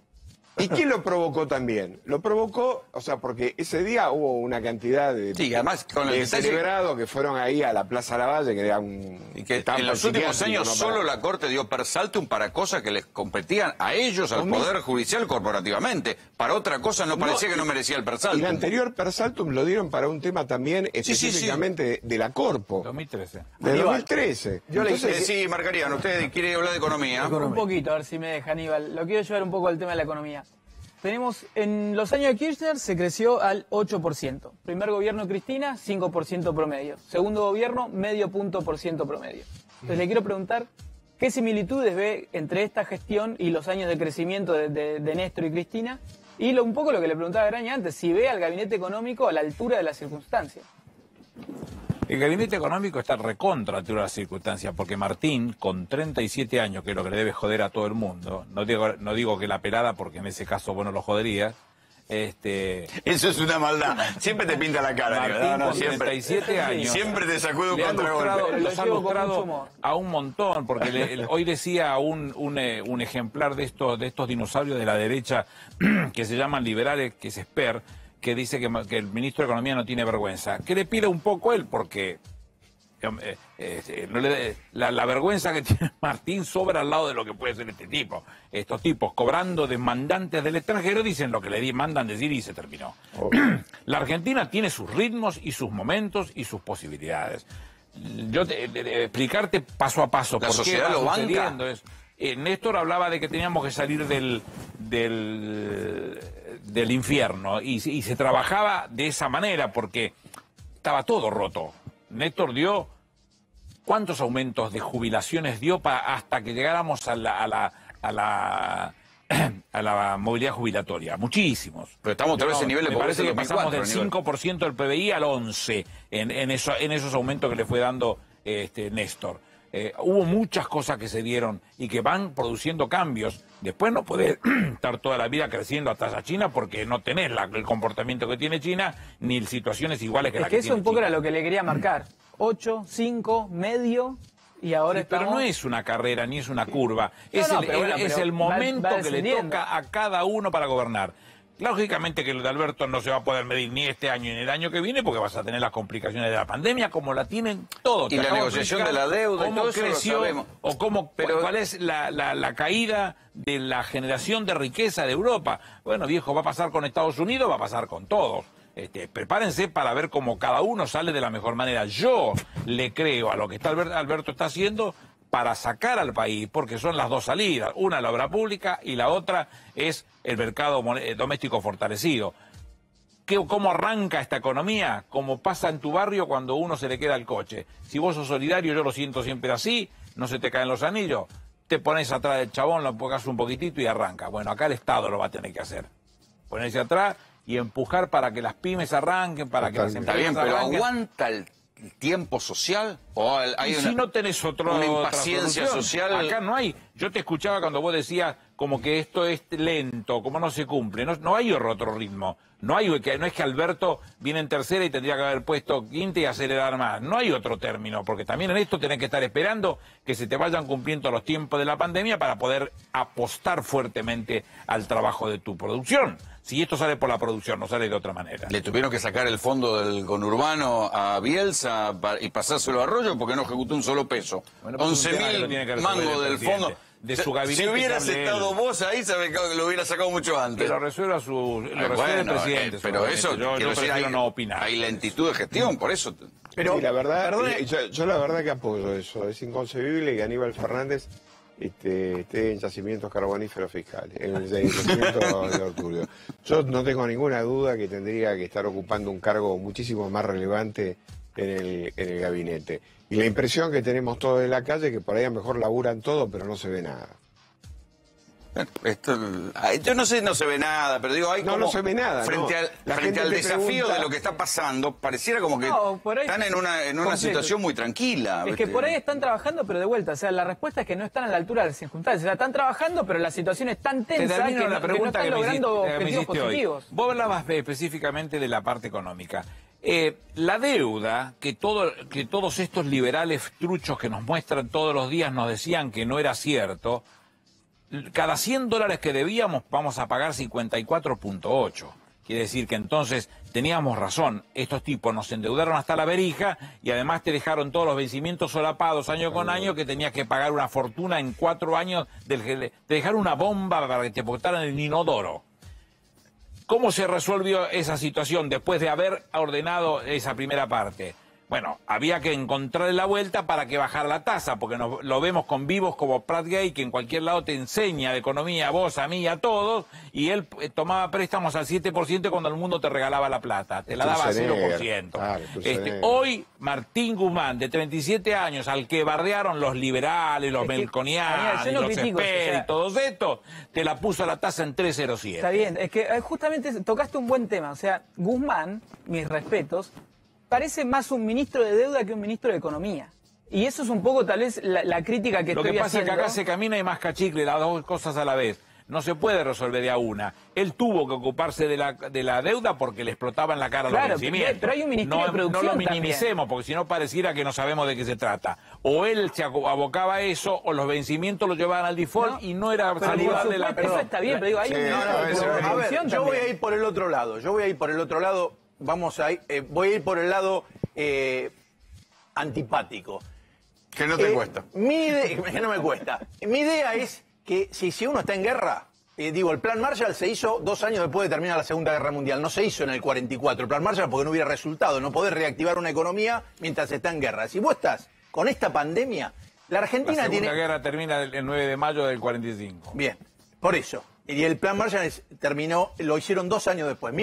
La cuestión es, yo creo que no se puede reactivar en estas condiciones, pero están en una dicotomía. Estábamos con cuidar la vida, las muertes promedio en la Argentina por día, las 330.000 muertes anuales que hay de lo que se muere la gente, el 7,6 por 1000, son 900 muertes por día. En este momento tenés 320 muertes de coronavirus. Es un disparate. Si tenían que apretar el botón rojo, a mí me da temor que Patricia Bullrich, veo que ya no le hacen más nota a los anticuarentena, porque no se puede hablar de que hay una cuarentena. Y si hay un momento que está estallado Córdoba, está estallado Santa Fe, y hay un montón de provincias que estaban bien, que están en problemas. Jujuy, Mendoza. Y Jujuy y Mendoza, bueno, pero si tenés que cerrar 15 días de nuevo, va a ser antieconómico, lo que vos quieras, pero vos tenés en 3 meses el horizonte de la vacuna. No pueden ahora, por no ser antipáticos, decir que está todo bien, porque es una cantidad de muertes impresionante. Y que gastaron la bala de plata. Entonces, para mí gastaron la bala de plata. Bien, y perdón, yo le pregunto una cosa. Están hablando, porque además hay medios que hacen las dos cosas. Están hablando de qué lindo la libertad y cómo se les muere la gente. Usted prende y no sabe con cuál de los dos temas y lo hacen simultáneo, como los que tienen la pelotita para un lado y para el otro. Mi pregunta es, la gente cree que va a haber verano. Tiene todo Mar del Plata saturadas las camas de terapia intensiva. ¿La gente va a ir al verano o no? Hay que hablarlo ahora. Si usted quiere ir al verano, tiene que bajar la muerte. Del verano, ¿por qué no salís a la vereda y te fijas en los bares de este barrio? Hay 500 personas por bar. Sí, ¿y qué, le parece bien? No. No vayas al verano. Pero parece que Rodríguez Larreta ganó la pulseada. Están todos siguiendo a Rodríguez Larreta. La posición de Rodríguez Larreta es una posición win-win. Está clarita. Él gana porque le hace el guiño a su núcleo duro, y si la situación se enquilomba y el presidente aprieta el botón rojo, le echa la culpa al presidente. Es responsable del presidente. Pero acá había una pelea entre Kicillof que decía no, que había que ser más duro, todo, y resulta que porque son dos cosas distintas. Son dos cosas distintas. Esto que llaman el AMBA y que los de Quilmes no usamos. Con urbanos. No sabemos qué es el AMBA. Hablen área metropolitana. No es lo mismo. Si somos lo mismo desde el punto de vista de la sociedad, no es lo mismo con un riachuelo en el medio, porque de este lado se comporta de una manera y del otro. Y lo que Kicillof está tratando de hacer, yo lo comparto, de buscar la forma de meterse adentro de los barrios y encontrar una solución de que el barrio sea el propio controller de su gestión. ¿Qué opinas de las tomas? Las tomas de tierra. Decididamente en contra. ¿Y cómo se resuelve? ¿Cómo se evitan? Vos que tuviste el Ministerio de Seguridad ahora también. Lo que está haciendo Kicillof, tratando de sacar, pidió una ampliación del desalojo y tratando de sacar consensuadamente a la gente de ese predio. Pero no hay que permitirla de ninguna manera. Es ilegal, punto. Hay que encontrar una salida para que no dejen que le metan ficha a la gente. Pero, ojo, no estoy diciendo que no se le solucione el problema a esa parte del pueblo argentino. Hay que resolverlo, hay que trabajar como los programas que tuvimos nosotros, que llegamos a tener 100.000 viviendas cuando terminó la gestión de Cristina, entre el plan Progresar y todos los otros planes que me permitían todas las reparaciones y correcciones de tu casa. Hay que ponerse a laburar. Yo no estoy diciendo que los desamparen. No. Vení, yo quiero ayudarte, pero no hagas esto, porque esto es ilegal. Vamos a que hacemos la otra y resolvemos las cosas de la mejor manera. A usted le tocaron varias tomas también. Cuando yo fui intendente no tuve una sola. En Quilmes. Bueno, pero digo, como ministro te tocaron. ¿El indoamericano estaba de ministro? Yo era jefe de gabinete ahí. Jefe de gabinete. De todas maneras, perdón, no me voy a meter en algo que no es mi especialidad, ¿no? Pero cuando se hizo la Constitución del 94... todos se llenaron la boca con los derechos que se iban a acordar y qué sé yo. Por ejemplo, a los indígenas se les reconocieron un montón de derechos, pero no hubo una sola ley que reglamentara concretamente cuál era el espacio, el territorio y las miles de hectáreas que le iban a dar a las comunidades, por ejemplo, los mapuches. Entonces, las provincias nunca lo hicieron. Entonces, ¿qué tenés que hacer? No, muchas lo hicieron. Bueno, ¿sí? Pero Formosa, por ejemplo. Formosa sí lo hizo y es una excepción, pero no es tan común. Y de hecho los indios ocupaban, los mapuches y qué sé yo, ocupaban parques nacionales o tierras de parques nacionales como tierras federales. ¿Sabe cuántos años tiene Bariloche? ¿Usted la ciudad de Bariloche? Tiene 100 años. Tiene época de Bustillo, cuando va el Perito Moreno. Digo, y el tema, es otro que con el tema de la morsa vino de los RAM. Lo que quiero decir, perdón. El terrorismo RAM, ¿se acuerdan? Pero cierro la idea. El terrorismo RAM, pobre pibe. Me parece que lo que dice Grabois, y eso, digamos, es lo que quería decir. Me parece que el reclamo está. Lo que hay que ver es de alguna manera cómo lo regularizás a través de una ley reconociendo el problema. Claro. Pero por eso, lo del terrorismo RAM se acabó también como la morsa. Eso estaba, ¿se acuerdan que venían a tomar la Argentina? Esto de los pueblos originarios ha sido una agresión fenomenal la que le han producido. Galeano dice, en América todos tenemos algo de sangre originaria, algunos en el corazón, otros en las manos. Esto es lo que ha pasado. Pero yo la verdad que, dice usted en esa zona, hasta que llegó el Perito Moreno y van a dar vuelta por ahí, no había dueño de la tierra de nadie. Los tipos andaban por ahí. Hace 100 años no le quedó nada. Minuto. Fueron a dar vuelta por ahí, el tipo caminó como perro y lo tiró a la mierda en un minuto. Pero no había... Le bajó el precio al Perito Moreno. Sí. Bueno, quedó... Lo de la Corte. Fuera de contexto, sí, con la Corte. Ubeira ya se expresó varias veces respecto de la ampliación que él cree que hay que ampliar. Yo pienso lo mismo. Y el número es el mismo, 12. Pero no represento al gobierno, no soy el gobierno yo. Es Aníbal Fernández, un dirigente del peronismo que dice lo que piensa. Yo hace mucho tiempo que vengo insistiendo. Sobre todo te voy a dar un pedacito más. Una de las salas, de las 4 que se deberían formar, debería ser una sala penal, que sea el juez natural, que vos lo tocaste hoy, precisamente de todas las causas que vengan de las provincias. Porque hoy no existe el juez natural. Y si bien no es penalista, ¿no les parece que es hora de que Melmacher ocupe de una vez por todas un lugar en la Corte? Desde mi punto de vista, sí, ¿por qué no? Digo, porque siempre se habla, pero... Es una mujer de una estatura intelectual superlativa. Y yo insisto en que en la Corte que se nombre tiene que haber un abogado que no haya ido a las cátedras. Tiene que haber un abogado de la calle. Falta sentido. Porque las cátedras son lugar de rosca y de... Son lugares de rosca y aparte, ¿sabés qué pasa? Es como que... Mira, hubo un gran jurista, acá el doctor me lo va a saber reconocer, que es el padre del derecho administrativo argentino, que era Marienhoff. Y decía que el jurista tenía que tener la espalda colocada entre las bibliotecas, pero la mirada en el balcón para ver qué era lo que pasaba en la realidad de la calle. O sea, vos la prueba de que realmente estos señores de la Corte no pueden ocupar los cargos que ocupan es que en el medio de este problema hayan generado un... Se demuestra que tienen poca calle.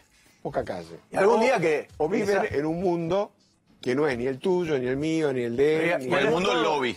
No, y aparte, ¿sabés qué me preocupa? Porque realmente yo pienso, la mina que es enfermera en Moreno, que hace 4 cuadras por la tierra, para tomarse 2 colectivos y llegar a tomar servicio en el Posadas, que ese es el verdadero problema que estamos cursando en este momento, y esa gente no tiene ninguna representación. Entonces, frente a una circunstancia como la que estamos viviendo, que la Corte hoy por hoy habilite un persaltum, después de los 4 años de desastre que ocurrieron, que se chorearon 80.000 millones de dólares, se los llevaron afuera, y que hasta ahora no hay... Y lo único que le interesa es algo que toca a la propia familia judicial. Pero además, es que no podés ser más, o sea, no podés tener la cabeza metida más dentro de un balde. Perdón, ¿y cuándo van a agarpar algunos impuestos que el resto de los mortales pagamos? Porque eso, ¿a cuándo se va a acabar? Eso es muy eso es lo único, porque es una monarquía. Tenemos una monarquía en la Argentina, ¿por qué no pagan? Pero, Cerorini, yo te voy a explicar. Ese tema de no pagar la intangibilidad de los salarios de los jueces, que es una disposición de carácter constitucional, es a los efectos de que el Ejecutivo, con la variable de los mangos, no termine atornillando al juez a las decisiones que el Ejecutivo quiere. Por eso de ahí es la raigambre de que el salario del juez es intangible. Pero pero vamos por parte. Ahora está la discusión de que tienen que pagar ganancias o no tienen que pagar ganancias. A mí realmente que los jueces paguen ganancias o no lo paguen no me preocupan. Lo que realmente me preocupa de los jueces es que no hacen lo que de alguna manera nosotros le damos como mandato que hagan.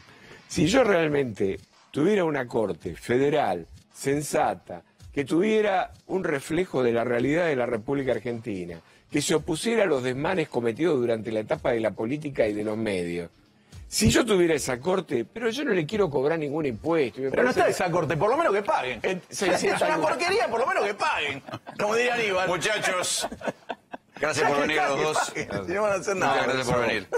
Entre las muchas cosas que han sucedido esta semana, tienen que ver otro de los desaguisados de la Organización Mundial de la Salud. Durante toda la primera parte de la pandemia nos dijeron que el virus se contagiaba sobre todo por las superficies. Ahora son cada vez más los expertos que dicen que el virus está en el aire. La Organización Mundial de la Salud aseguró que el nuevo coronavirus, COVID-19, no se puede transmitir por el aire o por material fecal. Según un informe reciente de la Organización Mundial de la Salud, el virus no se transmite a distancia por el aire. La OMS, la Organización Mundial de la Salud, confirma que el coronavirus no se transmite a través del aire y por eso señala que las mascarillas no son necesarias para el viandante, para el peatón. First and foremost, medical masks must be prioritized for health workers on the front lines of the response. We know medical masks can help to protect health workers, but they're in short supply globally. Hasta donde sabemos, el nuevo coronavirus no va por más sitios que por gotitas, salvo situaciones excepcionales con la experiencia de estos meses. En la comida, no va. En el agua de la playa o la piscina, no va. En la compra, no va. En el aire de la calle, no va. Tiene un estornudo. Sí va, y mucho, y al hablar, y al cantar. Te habrás dado cuenta de que el coronavirus no es que esté por ahí como una nube tóxica. Los humanos somos el virus con nuestro comportamiento. El virus del coronavirus puede estar presente durante hasta 3-4 días en aceros y plásticos, hasta 24 horas en cartones y hasta 3-4 horas en cobre. En las manillas cuando vamos en el Transantiago, ¿verdad? Ay. O cuando abres una puerta, por ejemplo. Ahí vemos, hasta 3 días puede durar el coronavirus. El virus puede quedar suspendido en el aire. A 7 meses del inicio de la pandemia todavía no hay un consenso y por eso científicos de más de 30 países pidieron a la OMS reconsiderar su postura de que el COVID-19 no es un virus de transmisión aérea.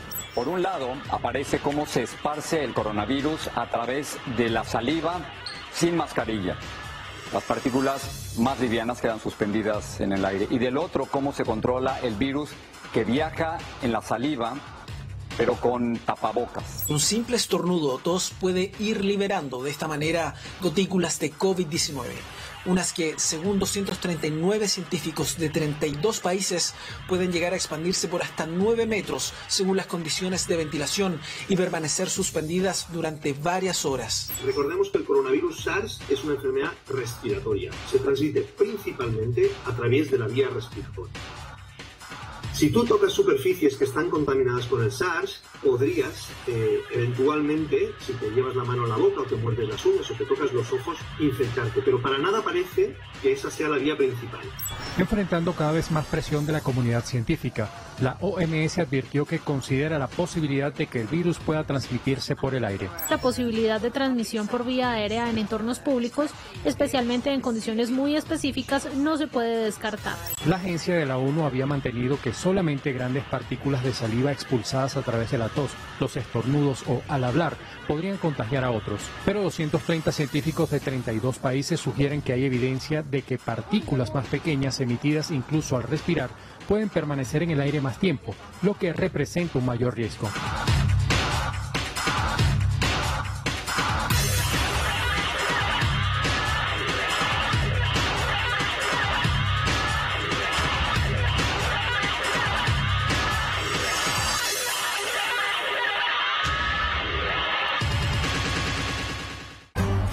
Al comienzo del programa que al gobierno se le quemaron los manuales de cómo enfrentar el coronavirus, cómo hacer para que el sistema sanitario bajara la cantidad de casos o la cantidad de muertes, pero no son los únicos manuales que se han quemado. A Donald Trump se le quemaron los manuales y está contagiado del coronavirus. A la Organización Mundial de la Salud, piensen el tiempo que le habrán hecho perder a diferentes países diciendo que el problema estaba en la superficie. Ahora, ¿no se sienten un poco pelotudos desinfectando las bolsas del supermercado? Todas esas cosas que se hicieron durante todos estos meses cuando ahora se sabe que el problema está en el aire. No está en la superficie porque era lógico, era una deducción pura. Cuando uno veía los casos de los supercontagiadores, la mujer aquella famosa de Corea que anduvo por una iglesia y terminó contagiando a 1000 personas, no era porque andaba lamiendo las superficies, era por el aire, eran las gotas en el aire, como decían recién en esta síntesis que les mostramos. Si es un virus respiratorio, sobre todo se contagia por el aire como otras tantas enfermedades. La cuestión de las gotículas ya se conoce de los tiempos que se analizan la manera que se contagia la tuberculosis. No se entiende al día de hoy, esperemos que alguna vez nos den una buena explicación de por qué rompieron tanto la bola con la superficie cuando el problema es que estaba en el aire. Mientras tanto, aquí, doctor Salemi, los casos siguen subiendo. Los casos siguen subiendo, Orlando, y hoy en día tenemos 14.687 casos nuevos. Récord nuevamente. Récord nuevamente, pero vos fíjate que es muy importante la supuesta curva aplanada de la ciudad de Buenos Aires. Hoy repuntó un poquitito más. Ya tenemos había bajado 800. Exactamente, había llegado a bajar a 600. Hoy tenemos 1.050 casos. Igual en la provincia de Buenos Aires tenemos 5.695 casos. ¿Sí? Esto para que vean que nunca bajó. No, nunca. Llevamos 6 meses y nunca bajó. Nunca tuvo una tendencia a la baja. Y lo más preocupante de todo es que tampoco tenemos tendencia a la baja de los pacientes internados en terapia intensiva. Y de las muertes. Totalmente. Hoy en día tenemos más de 3.800 pacientes internados en terapia intensiva. ¿Qué quiere decir esto? Que si tenemos un promedio de 11.000, 11.500 camas operativas, tenemos más de un 30% de pacientes, de camas ocupadas por pacientes COVID en las terapias intensivas. Pero además, acordate cuando nosotros estábamos en agosto, andábamos por acá y decíamos, cuidado que está fracasando el experimento social. Se abrieron las compuertas y todo es por la responsabilidad social. Había lugares que decían, no, los protocolos, nos cuidamos, miren cómo terminamos.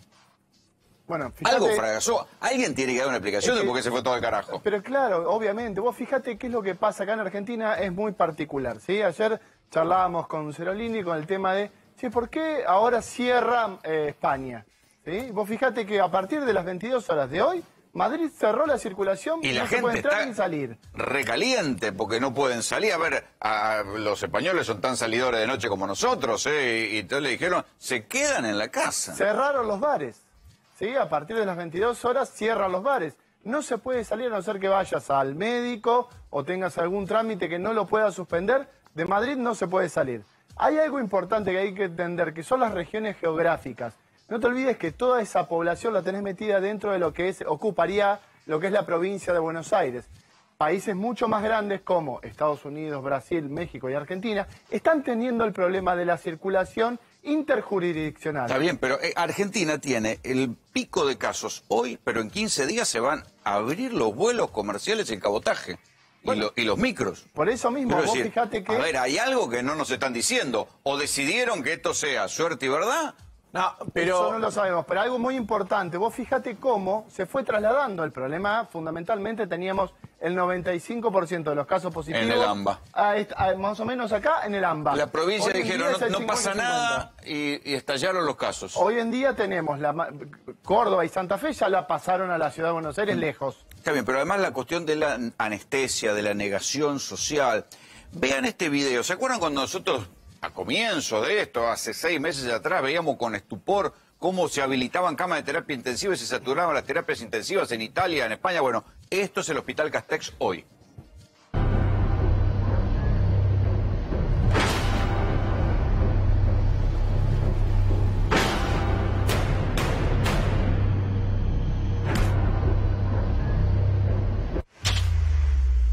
Bueno, este es el otro. Esto es la morgue. ¿Se acuerdan cuando nosotros decíamos y veíamos con estupor las escenas de las morgues desbordadas? Bueno, ahí tienen una. Es de esta semana, es el Hospital Castex. El Hospital Castex tiene una morgue donde los cadáveres van a una zona refrigerada. ¿Qué pasa cuando se desborda una morgue? ¿Los tienen que poner así? Y quedan ahí, totalmente, porque ahora hay todo un protocolo de extracción de cadáveres que no se puede circular con ese cadáver, sino se tiene que ir directamente al crematorio. Vos no lo podés trasladar, no lo podés tener en una funeraria por 48 horas como se hacía antes con el tema del velatorio y todo lo demás. Directamente va al crematorio. Pero algo muy importante lo que vos decías, en el Hospital Castex hicimos una nota hace un mes. ¿Qué decía? ¿Te acordás que decía el director? Que estaban al 100. Que estaban al 100%. ¿Hoy cómo están? Al 100%. Entonces, ¿qué cambia? Nada, no cambia nada, no baja. No baja el amesetamiento y todo lo demás. No está pasando. ¿Qué importancia le das vos a esto que tuvieron que recalcular la cantidad de muertes? Mirá, a ver, que pasó en todo el mundo, pasó en todo el mundo, ¿sí? Pero lo que pasa es que no podemos justificar lo que pasó en todo el mundo que tiene que pasar acá. Nosotros tenemos el diario del lunes. Entonces, evidentemente, esto debería haberse ajustado un poco más. ¿Se sinceró la provincia de Buenos Aires? Sí, estuvo bien. Ahora, alguien va a tener que dar explicaciones, pero todo el resto de los distritos, nadie dijo nada. Y hay un desfasaje importante. Vos no te olvides que tenés 40.000 personas enfermas en Córdoba, 40.000 en Santa Fe, 16.000 en Tucumán. Sí, lugares donde ni siquiera, o sea, si acá no hay certificado electrónico, ¿qué pasará en las provincias? ¿Qué pasará en Jujuy, en Salta? Que a veces en Río Negro, en el hay Alto provincias Valle. que han sido más estrictas, que, como en el caso ahí creo que está el tema de San Luis, hay algunas provincias que los critican a los gobernadores porque cierran todo para que para que no pasen los camiones y todo. Hay algunas cifras, yo creo que hay una cuestión que es, ¿usted se acuerda que a Cristina la volvían loca con el tema este de que daba conferencia de prensa y se la pasaba hablando y explicando las cosas? Acá hubo un salto que no nos enteramos y ustedes ponen acá la tasa de muertes cada 100.000 habitantes, que es lo que realmente importa. Habíamos hecho una placa que usted mostró hoy. Si la ponen, podemos hacer una reflexión que yo creo que es lo que está pasando hoy en la Argentina, que no nos lo avisaron. Espera, cachito, porque ahora vamos a ir a esa placa, pero quiero que antes vean lo que yo les comentaba antes. ¿Qué pasa en las terapias intensivas también? La terapia intensiva del Hospital Castex. Van a ver la cantidad de gente que está ocupando esa terapia.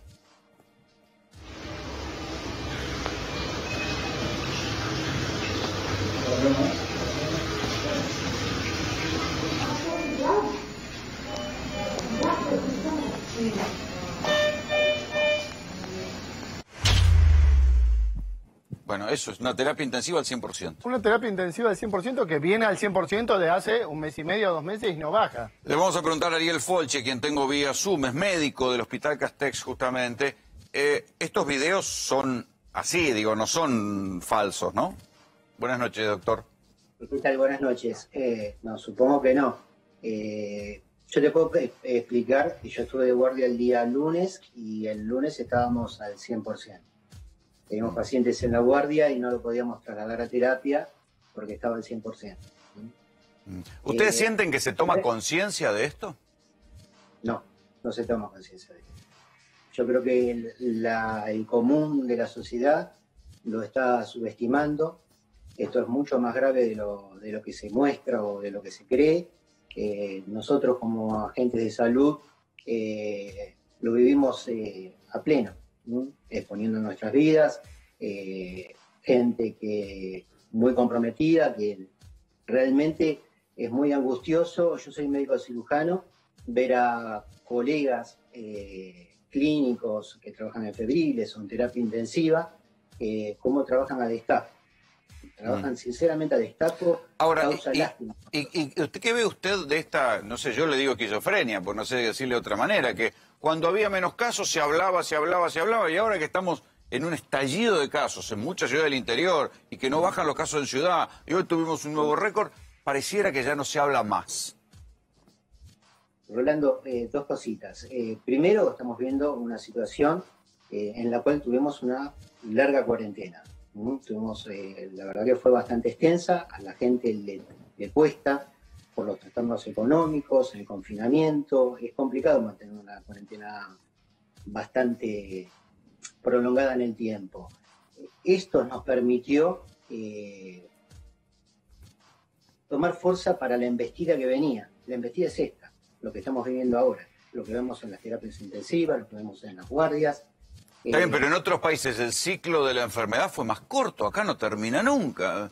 Cada vez tenemos más y más. Te explico una cosita. Nosotros pertenecemos al tercer mundo. Sí, claro. Eso trae inherente que tenemos un nivel socioeconómico muy distinto al que se vivió en el primer mundo. Tenemos niveles de atención, tanto sanitaria como equipamientos, muy distintos a los que tienen en el primer mundo.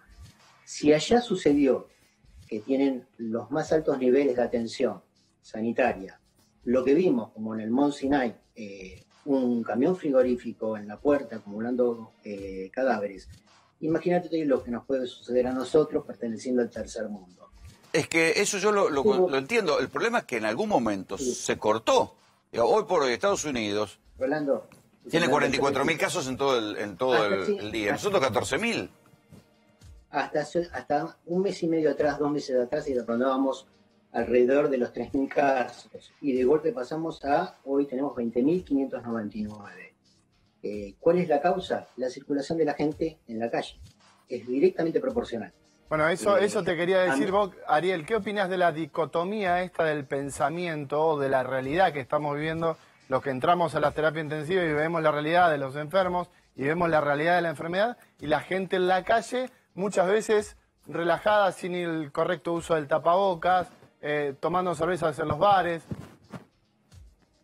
No, uno ve una incongruencia entre lo que se ve en la calle y lo que se ve dentro del hospital. Yo trabajo en un hospital público y a su vez en un sanatorio privado en Avellaneda, donde tengo gran cantidad de casos de PAMI.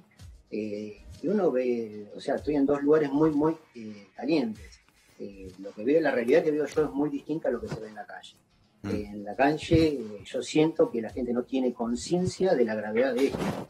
Es algo extremadamente grave. Si bien tuvimos un preaviso, pudimos prepararnos, en mi caso se triplicó el número de camas de terapia intensiva. Sí, pero el asunto es que todo eso ya lo sabemos. El asunto es que no se ve cuándo termina. Nadie ve cuándo termina.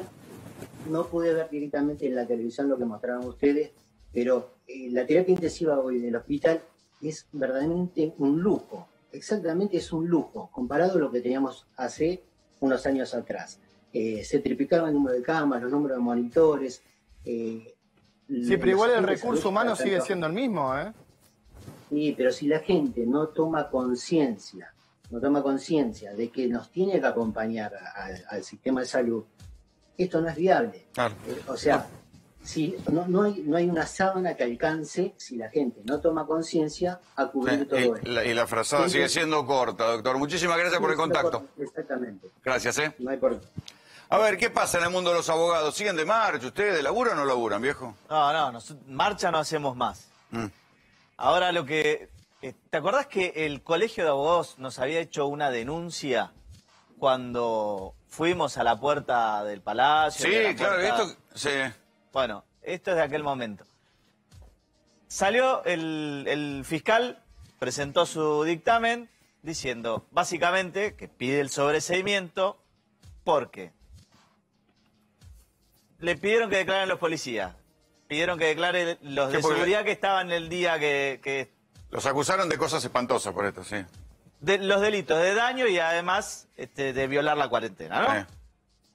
Se aportaron todos los videos, los que aportamos nosotros, los que aportó el colegio, qué sé yo. En ningún lado se ve ni... Incluso cuando vos haces una manifestación cualquiera, te acompaña la policía, o sea, bueno... Y después todos los banderazos que no procesaron a nadie. No, pero además ellos nos acusaban del delito de daño. Bueno, verificaron que no hubo ningún daño, digo, se produjeron distintas pruebas y también de todos los videos se observa que siempre lo hicimos respetando la distancia social. Así que, bueno, esto es un claro ejemplo, tanto que se habló hoy del lawfare, bueno, esto es un claro ejemplo del lawfare. Claro, de apretarte con una denuncia, exactamente. ¿Cómo sigue la carrera de las vacunas? La verdad que las vacunas estamos teniendo muchas novedades, el domingo vamos a tener novedades interesantes. Se amplió un poco en lo que es el estudio en Argentina de la vacuna de Pfizer a 44.000 personas. ¿A Donald Trump le darán una vacuna o fallaron a la vacuna? Están muy preocupados por la salud de Donald Trump, está internado en el Walter Reed ahí en Maryland, en el hospital militar, y estaba muy fatigado. Eso es lo que estaba leyendo recién. 74 años y 110 kilos. Es un tipo obeso, que es una de las principales complicaciones para el coronavirus. Claro, ¿no? sobre todo tiene sobrepeso, estaba muy fatigado. La imagen esa que hizo, si ustedes se dan cuenta, recorriendo desde el helicóptero hasta la camioneta, fue muy tranquilo, hizo apenas el saludo, no se movió mucho y no hay más imágenes de Donald Trump. Están muy preocupados, estaba leyendo Twitter recién, más allá de que obviamente desde el gobierno estadounidense que va a ser para control, pero no te olvides que no perdona. ¿Te acordás lo que pasó? Bueno, igualmente, Boris Johnson se pegó un susto. Se pegó un susto en terapia intensiva y es un paciente de 46 años. No, 56, tiene 20 años menos. Sobrepeso, y sin sobrepeso. Entonces, o sea igualmente, ya dice que le van a probar una droga experimental, le van a dar con todo. Sin lugar a dudas. Hay otro dato interesante. Le dieron. De esta semana que salió del hospital italiano, el plasma en pacientes graves no demostró mejorías desde el punto de vista clínico. ¿Qué quiere decir? Que no tiene un resultado satisfactorio el plasma aplicado de manera tarde. Pero en los leves, como Insaurralde, sí. En los pacientes leves hay que ver cómo los números de esta semana. Muchachos, en Estados Unidos le aplicaron algo parecido al plasma, pero que es con monoclonales, que son le dan unos anticuerpos, se lo acaban de dar a Trump. Y también se da en la etapa inicial. Solo sirve si se da como el plasma recién la semana que viene lo vemos.